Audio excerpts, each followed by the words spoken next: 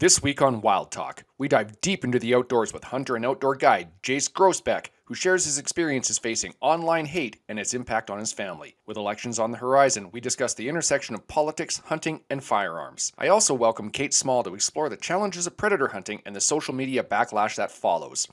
We highlight the toll of criticism and the importance of hunters, trappers, and sport shooters supporting each other. Plus, we have insights from the Kafaru crew and our rock star Kate Rundle's social segment. This is one you don't want to miss. Wild Talk is brought to you by Aventura, Timber Stove, Hornady, and Wild TV Plus.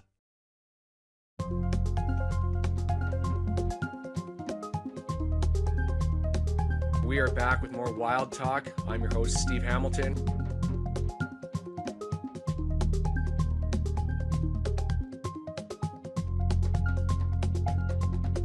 We are back at it for another social segment on Wild Talk. All right, welcome back to Wild Talk. We are in hunting season right now. When we're recording this, that means there's a ton of stuff out there to talk to, ton of great guests. This one today is going to be no different. I'd like to welcome Kate Small to the show. Thanks for joining me, Kate. Hi, thanks for having me on. Let's just dig into you. How did all of these things that make you throw you into the role you're in now as a hunter and outdoor enthusiast? Honestly, I started hunting predators. I got pretty heavy into it, and I had a lot of family and friends on my personal page that didn't like hunting at all. And I was like, I'm just making a separate hunting page.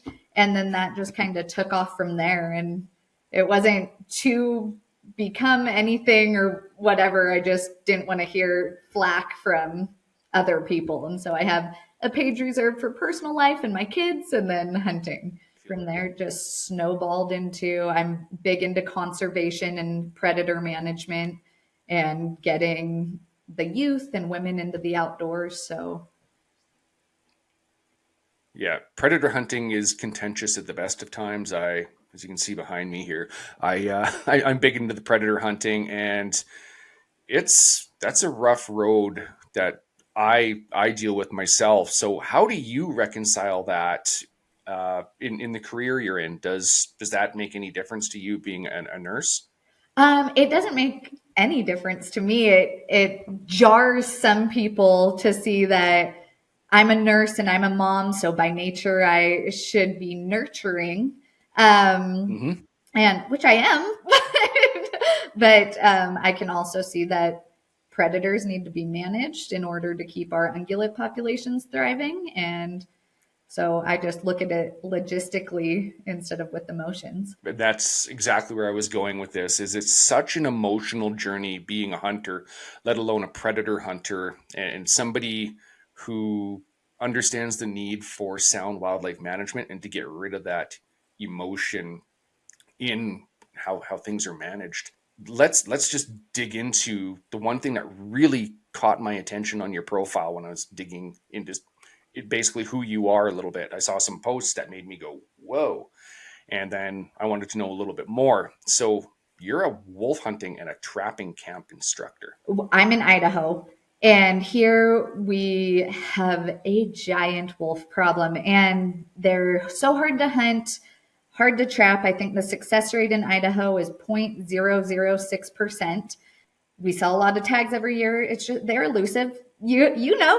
And so I got together with my husband and a friend of ours from northern Idaho who's a very successful wolf hunter, and we decided that we wanted to create a camp to educate people on how to hunt them, how to trap them, not only so they could be more successful, but we really need to bring these wolf numbers down. And we were finding that people were going out not knowing what they were doing and just educating packs, which made it harder for us. And so if people go out knowing how to do it, then one, it helps increase our ungulate population, and it doesn't screw us up. When you're doing these, we'll call them clinics, what are some of the tips and tricks that you would pass along in these? So it's a 3-day seminar, And we cover absolutely everything from their behaviors, how to hunt them different times of year because it is different. There's mating season. They're in different locations because they're denning up. They have their rendezvous points. They have their travel times where they're going to bring food back. And so patterning them is a huge deal. And different area, they behave different in different country. I'm in wide open country.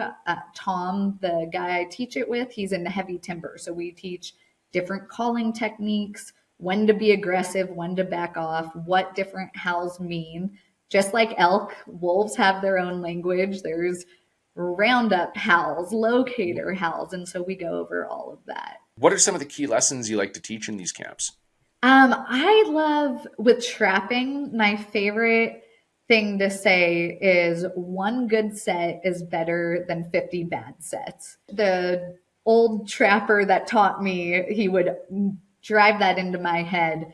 And I spend a long time setting my traps. If it's a pea post, it's about 20 minutes. If it's a dirt hole set, I can spend 40 minutes making it perfect. And I typically, the most traps I've ever had out at once is 7.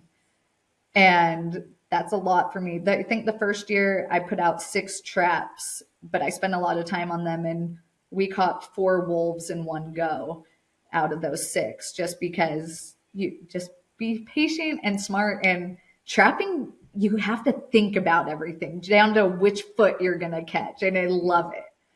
So over the years, you faced some hate online. Hunters do, I do. Anybody that puts our outdoor lifestyle, hunting, trapping, sport shooting online is bound to get some hate. But you recently knocked down a big bull elk solo. And that picture got shared by a hunting hunting supporter, we'll say, without naming them.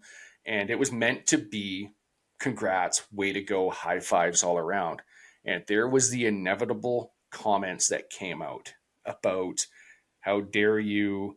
And the one that really got my attention, why I reached out, was you had a great picture, and you're talking about it being a solo hunt.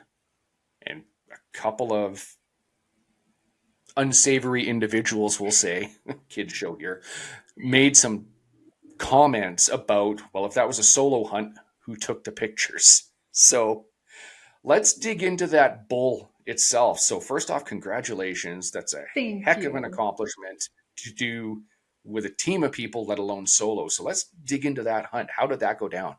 So it was archery. I wasn't going to hunt archery this year. I had a rifle tag, and in Idaho, they'll put non-resident tags that didn't sell up for sale. And so they're hard to get, but I was like, oh, I'm going to try. And I snagged an archery tag, and it was over the counter. And I have 2 small kids. I was like, I wasn't expecting this, so I'm not going to get out much. And so finally, it was burning in my pocket. I needed to get out there. And I got somebody to watch my kids, and I was like, I'm just going to go out for the day. And I decided to Hail Mary into a spot I typically like to backpack into because it's deep. And I don't like to go in and out of there in just one day if I can help it. But I figured one day I'm going to do it. And so got out there before I hiked in the dark for 2 hours and then was late to getting to actually where I wanted to be because I had some mountain lions following me. But long story short, I got into a lot of bulls that morning and I was late. So of course I just missed where I needed to be at. And finally, later in the afternoon, heard a bugle, saw a bull raking about 150, 170 yards away. And I thought I knew where he was going to go. So I figured my best bet was to sneak in and put myself in a position to cut off his path. And he just played the part perfectly and walked into 25 yards. And I shot him, waited a few hours, and then started tracking him. Couldn't find blood. Decided I've seen plenty of people bump bulls. And so it was getting dark. I backed out, had a friend and his young son come in the next morning. We found the bull. They helped me cut it up. He took a hind. The kid took some of the extra meat, like a back strap and some neck meat and stuff, and I took the head and the cape. It was about a 2,200 foot elevation gain each way for this trip, and also it's about 3.5, 4 miles in from where I killed this bull. So they helped me get that first load out, and then over the next 3 days, I made trips in by myself because it was a school and work day for them. And so I packed about 75% of that bull out by myself, and I do not recommend it. My friend Laura, I was calling her. I was like, I don't think I can do it. It was tough. I'm not going to lie. I struggled. I had bruises on my hips from the weight distribution that first night, and it was tough. It was 7 or 8 mile round trips with that elevation game for 4 days, but it was you have to. It's the it's illegal to leave the meat, but two, the ethics of it. You don't shoot something if you can't get it out, and luckily it was cool enough, high enough elevation, and I had it hanging, and all the meat was good. So 2,200 feet. That's a jaunt. That's a jaunt empty. Yes, that's why I like to camp in there when I can. No kidding. That's unreal. So you get home, you post these pictures, they get shared by this great organization, this great supporter of hunters and what we do, and the inevitable happens. So here's your chance. How does somebody, I know it, and anybody with some critical thinking skills will know it. How does somebody who kills an elk solo end up with pictures? Well, so luckily I did have the friends there that took that picture, but I've killed things solo before. Well, there's multiple ways to do it. I actually have a little pocket tripod that weighs nothing. It's like a little square, and I set it up on my pack. On my profile, you'll see I got 2 wolves in December. I was by myself, Yes. and I set up my phone against a pack. You can do it against a tree. It is not rocket science these days. It can be done, but Mm-hmm.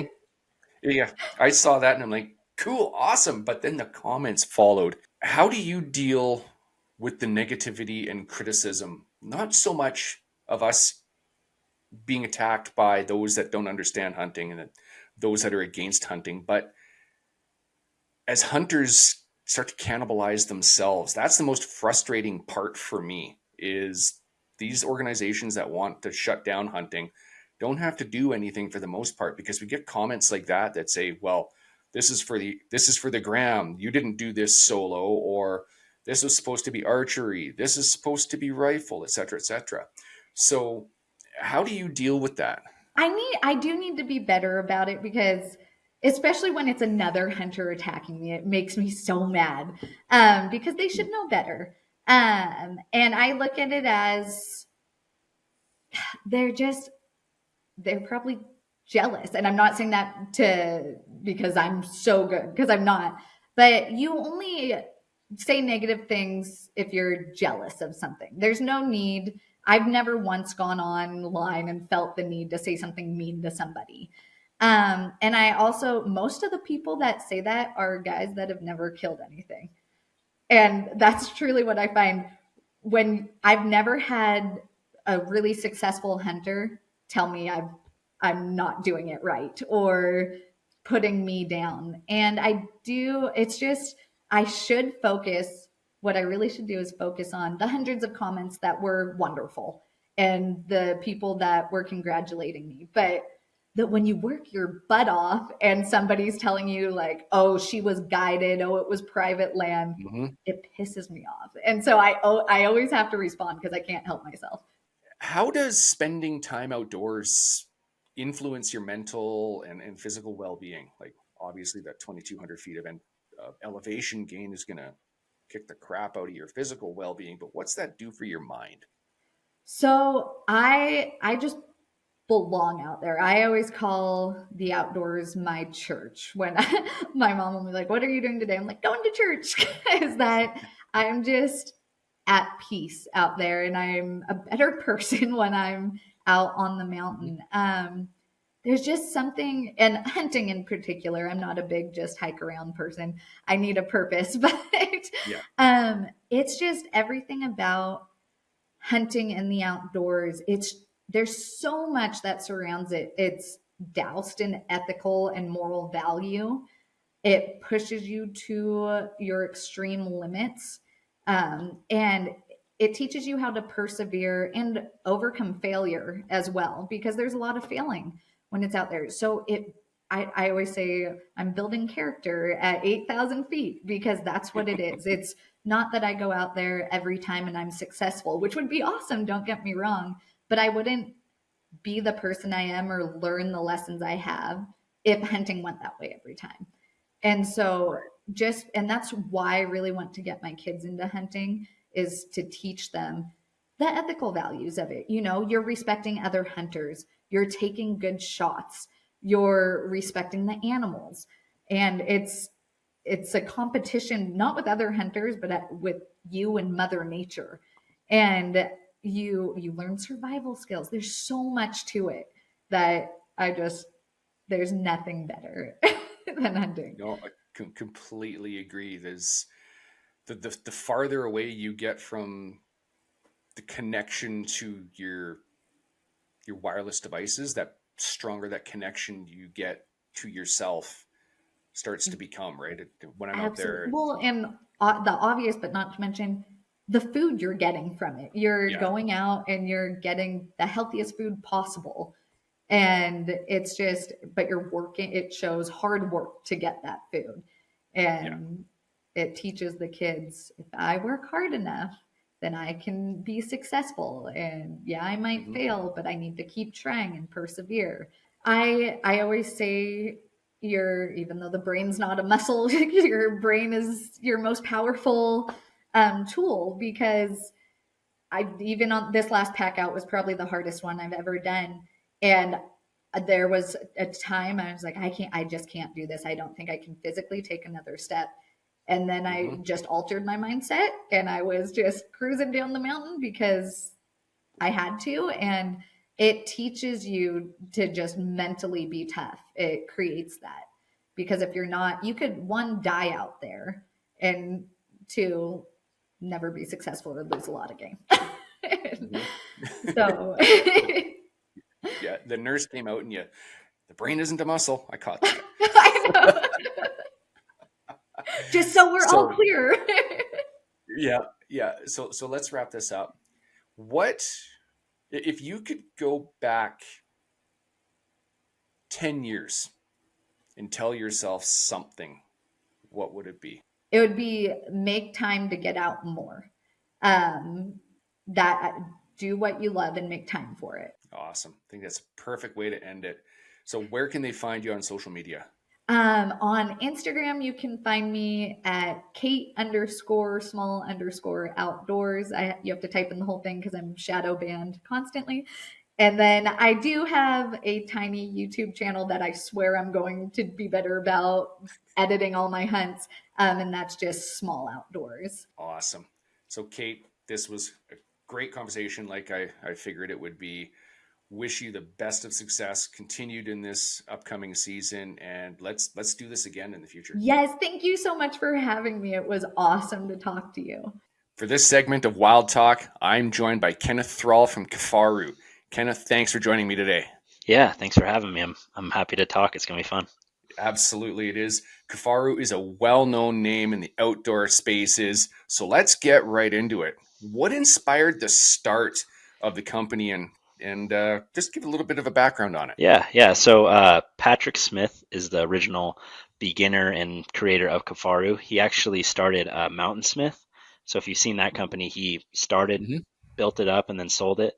And then he went to Africa and just kind of hunting all over the place, hunting all over the world. And that's where Kifaru got its name. Kifaru is Swahili for rhino. Okay. Yep. So he just had a thing. He's like, I want to start a backpack hunting company. And he just went right into it. So it started in 1997. It's a 27-year-old company. So it's been around a long time. And he built up the company with backpacks, but also like teepee shelters. So a lot of the teepee shelters you see now were off the original design from Patrick. Around 2012, when Aaron Snyder came on, he kind of catapulted it up above, because it was always that direct consumer, kind of a niche little product. Like they'd get orders in, and then they'd have to build it like as it goes. So it would take months for you to get your pack, you know. Hmm. Um, so Aaron kind of came in and just started, him and Patrick just designing new products and everything like that, kind of streamlining a lot of the company. And since 2012 and Aaron starting, it's Kafara has grown a mass, you know. And 5 years ago, Aaron and Chad Shumway both bought the company from Patrick. So after Aaron and Chad took it over, they wanted to move to out of Colorado and go to Wyoming, and that's when I started. Was right in that move from like the whole transition from Wyoming or from Colorado to Wyoming. But yeah, so now we're here. We have, you know, still an American-made company, 100% American-made. So we have cut, sew, fabric, everything is here in the United States. And you know, there's not a lot of companies that say that or can say that. So it's, we kind of take that with pride, and you know, still pushing as we're growing. It's been, you know, kind of a bit of a hurdle to get over in terms of production and all that stuff, but we're doing pretty well. It's been fun. You sure have. And in the last 10 years or so, you're 100% correct. The company's just seems to be on a Yeah. rocket ship. It's everywhere. And there's new stuff being released constantly. I'm seeing it on social media, following your Hmm. website. It's just there's another pack coming, there's another Yeah. TP coming, etc., Hmm. etc. So can you walk me through a little bit of the design process when you're creating new gear, and what do you prioritize most with it? Yeah. So Eric Bender, he's our head designer and everything like that, and he is the man's a wizard when it comes to being able to get a concept of what we want and then put it into, you know, AutoCAD, create it, and he can sew up a bag that we want to make in a day. Like we could say like, hey, you know, we want this idea. He'll have it up the next day, and we can go to testing it. So it's the design process and everything like that is definitely nice because we have an Eric Bender. Not a lot of companies have that. They have to, you know, if they have to send it overseas to get a sample, bring it back, you know, do that whole thing. Like that's why we can come out with products so fast, is because we have the designer here. He can sew it up himself, and then we just go into testing, prototypes, stuff like that, and then just keep building it on. With bags, it's kind of pretty simple in a sense of creating a bag, then getting it out, because we've been you know, a 27-year-old company and have so many different bags that we can look back at older stuff and kind of newer stuff and match it together.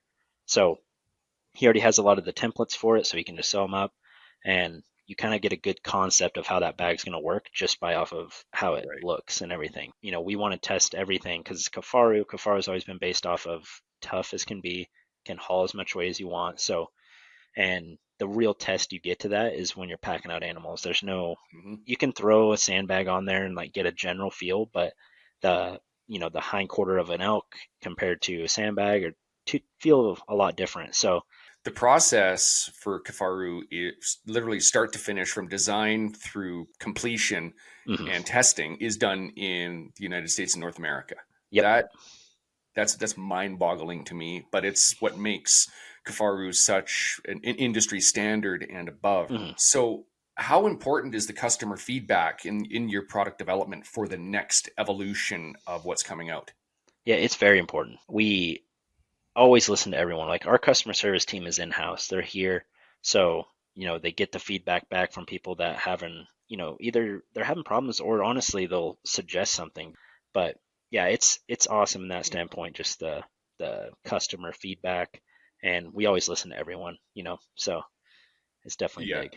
it that's huge. There's nothing Hmm. more annoying than you dial a customer service and it's push one, push three, push four, leave a message, and you might get a phone call back, Yeah. and then you're trying to explain a situation to somebody who quite obviously has not spent a day in the field or Hmm. worn the product that you're trying to talk about, and that's something else that puts you guys top notch. As we start to wrap this up, we've talked about innovation, and I want to know what's on the horizon for Kafaru. Like, there's got to be something coming out that you can kind of maybe tease towards, or maybe not. Yeah. Yeah. Well, I'll say the Ronde duffel, which is the big duffel that we're gonna be coming out, that'll be coming out in the next few weeks. Um, you know, kind of tentative date. I don't have a certain date, but that's gonna be a huge duffel bag for traveling. And then we're always developing new stuff, like always on the docket. Um, potentially new bags. I'll just say that. but or old renditions of a new bag. So it's going to be, we're always testing and stuff like that. Some more EDC stuff that we're going to be coming out soon. We actually just finished up, testing one, and that will be out soon, which I think that's going to be a big key for us getting this product out. So um, there's always stuff on the horizon for Kafaro. We're always trying to, we don't want to overload ourselves with stuff, but we honestly love gear just as much as anyone. So Hmm. when Bender wants to make something, we're like all pumped about it. So it's The mad scientist is in yep, the lab type deal, yeah, eh? yeah, he's in there cooking and he's making some good stuff. So we want a little taste of it and test it out and everything and kind of hit our missing holes that we have. And there's going to be a lot of stuff, throughout the year, and that could be launched. Definitely not like into this year, but into 2025. So it's good. Excellent. Exciting times for the next year or so for hunters and Oh those yeah. that want to enjoy the backcountry with some amazing products. Yes. So, Kenneth, a huge thanks from us at Wild Talk and Wild TV for all that you do to support the outdoor industry. We'll Yeah. have to do this again. Yes, for sure. Thank you for having me on and talking about Kafar and everything. Hello everyone, Kate here for Kate's Wild Finds, joining you from the wild. Hope you're ready for some crazy clips. Let's check them out. In 3, 2, 1, let's go. I'm going to show you. There's no deer out here. Watch. All I have to say is the word babies, and they will come running. Okay, look.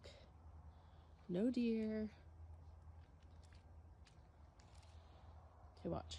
I saw them driving down the road. They're all of the neighbors. Watch. Babies! Look at. Babies! Come on! Babies! Hi! Good morning! Come on! Every time, every morning, or I don't know, even in the evenings, I just say babies and they all come running over here.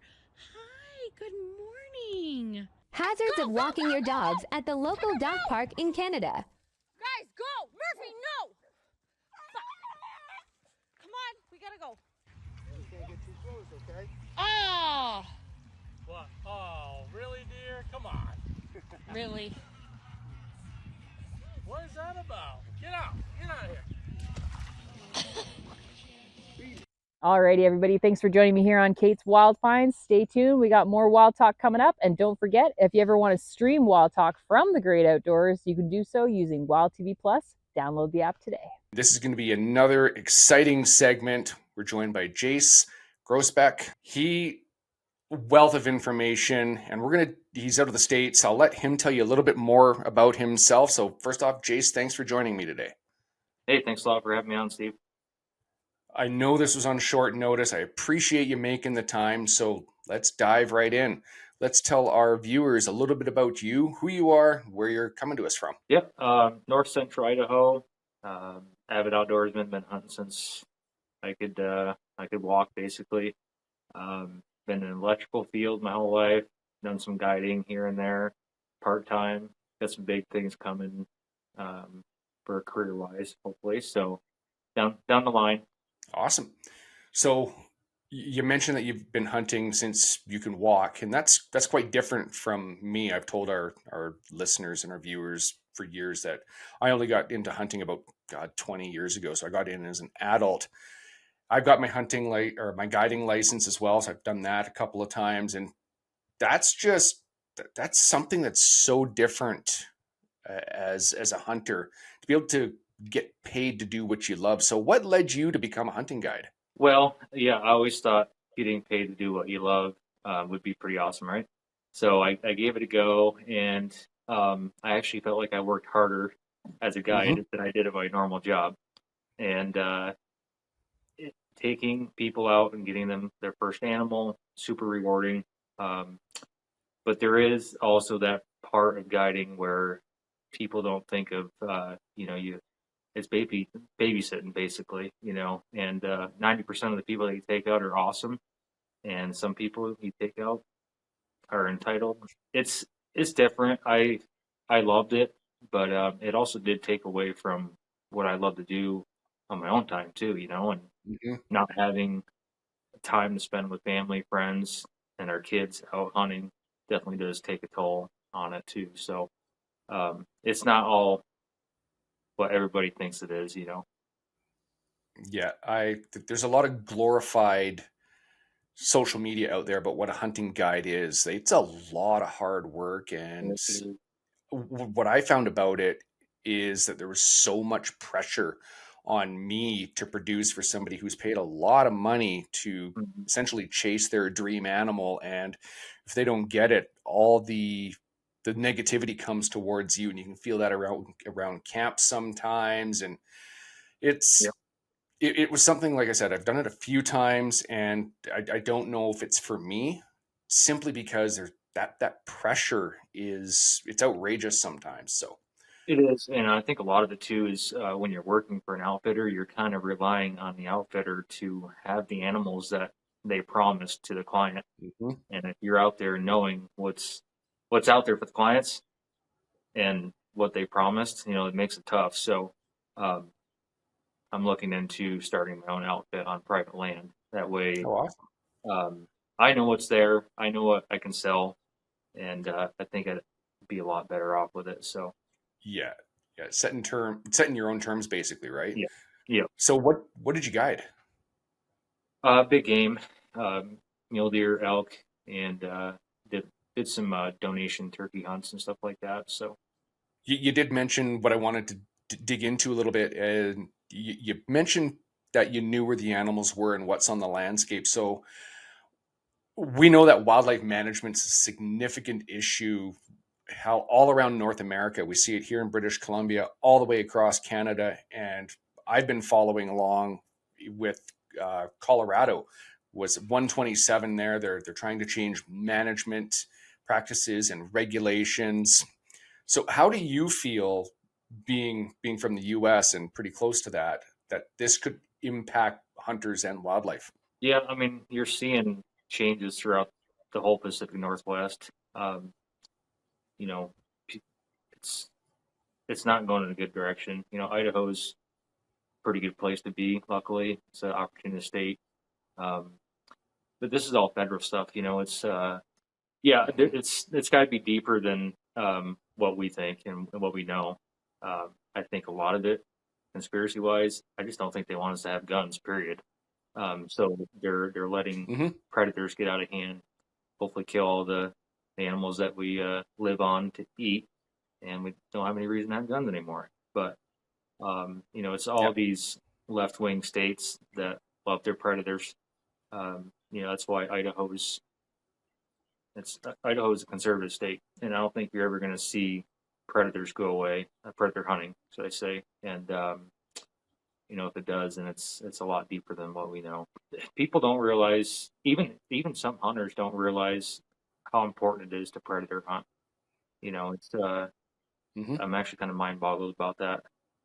We've got a lot of hate on some of our bear hunting stuff, and it's just wild. But bears are around here anyway. Bears and mountain lions contribute to most of the kills. Yeah, wolves are pretty bad, but bears kill a lot of fawns, a lot of calves every spring, and Yeah. they need to be managed just like anything else. We need wildlife to be managed without ballot box biology, right? It needs to be science Right. based. Predators need to be managed. A lot of the problem with these fish and game and wildlife parks is they're hiring these biologists straight out of college, never hunted a damn day in their life, and we have no say. Mhm. As hunters, we're out there 365 days a year, whether it's fishing, hunting, whatever, and we don't have any say of what management happens. It's all in science and what they studied in college, and I think that's a huge factor, man. Like if you just let the hunters have some say, and we all kind of pull our opinions together and start a group, I Mhm. think we could manage our herds and predators a lot better. You guys have a an election coming very, very soon, and how do you think that this could affect changes towards firearms ownership and hunting rights? Well, I'm hoping that we don't have to worry about it, but there's a very scary chance that it might go the other way, and I could definitely see if we didn't get the person that we want in there, our guns are going to go away. They're going to try, but it's not going to work. Um, Mhm. there'd be a lot of dead people, so I can tell you that. Um, Yeah. they won't try to take your guns, I don't think, but I think they're going to put so many restrictions on buying guns, buying ammo. They know it would be a civil war if they tried to take our guns away, but they're just going to try to make it so difficult for people to buy anymore. Um, they're just going to put a lot of restrictions on it. There's so many good things about hunting, and I kind of want to pivot to that about the social media. So how do you handle the different opinions on hunting like that, and the hate, considering your wife is a hunter and a trapper, and very much so in the public eye? So how do you, as her wife, handle that? Because that's inside joke. Anybody knows that Jase is married to Laura, the dickless hunter, and everybody calls him her wife.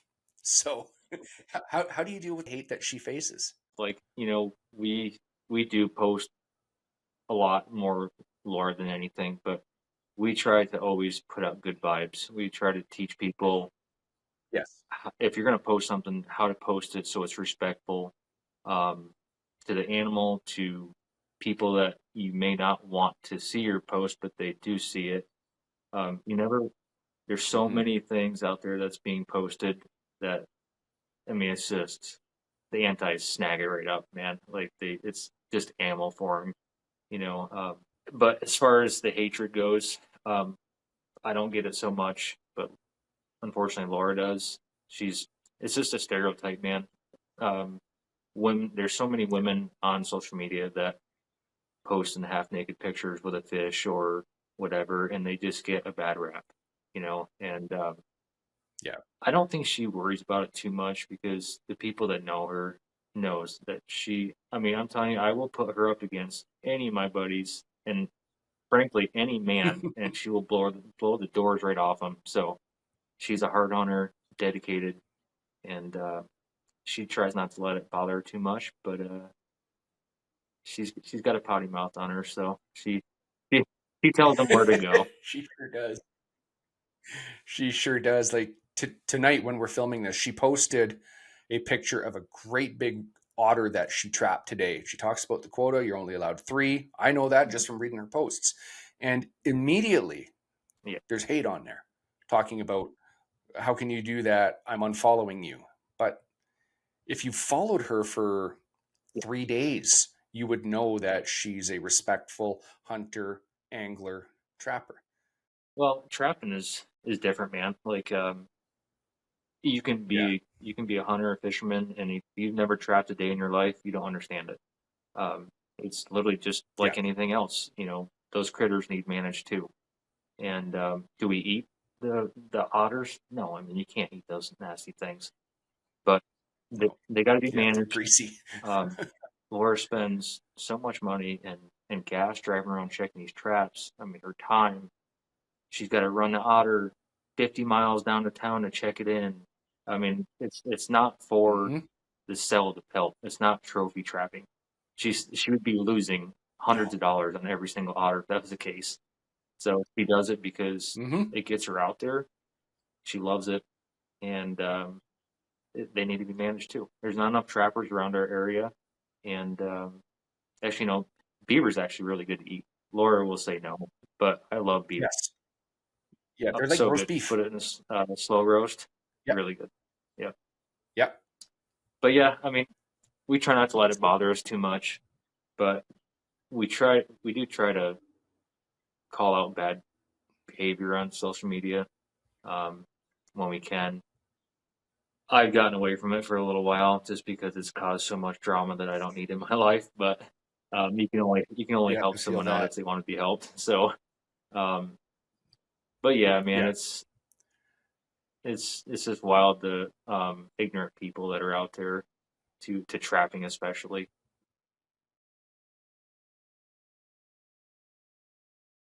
What I love is if you post something like an otter or a beaver, it's clearly trapped. It's when somebody comes and says, "Why are you doing that?" They don't come at you with the hate. When they come at you with the "Why are you doing that?" there's an opportunity to engage and educate. And sometimes you'll get messages that go, I didn't know that that was necessary. Thank you for telling me about it. I don't necessarily agree with it, but Yeah. I understand it. And that's what we need to do. There's so many knee-jerk reactions, and again, we're letting emotion take over some of these Yep. conversations. They get their back up, we get our back up, and sometimes Yep. it's tough. It really is tough to not react emotionally. The only time people hear of trapping is when accidental catches, you know, a house Yeah. cat or a dog get caught in a trap.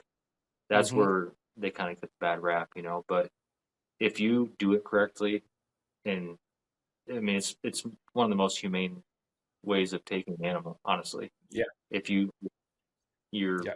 good about the laws, checking your traps when you need to check them.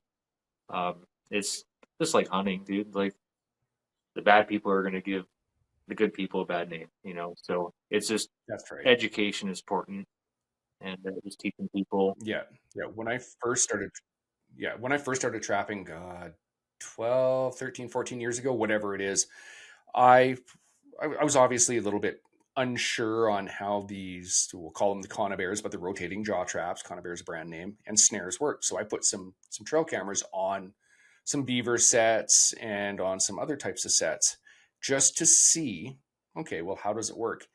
And I got some great video, and it's crazy how fast Oh, they're dispatched. It's yep. seconds, absolutely seconds. And there's anybody who wants to do some research, you can go onto YouTube and just look up like beaver caught in a 330 or whatever.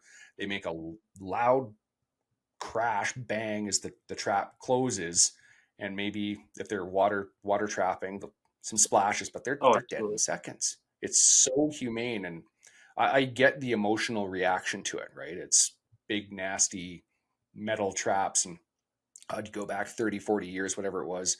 You had the traps that had Yeah, the jaws, footholds yeah. that had the Those spikes on them. were But inhumane yeah, for sure.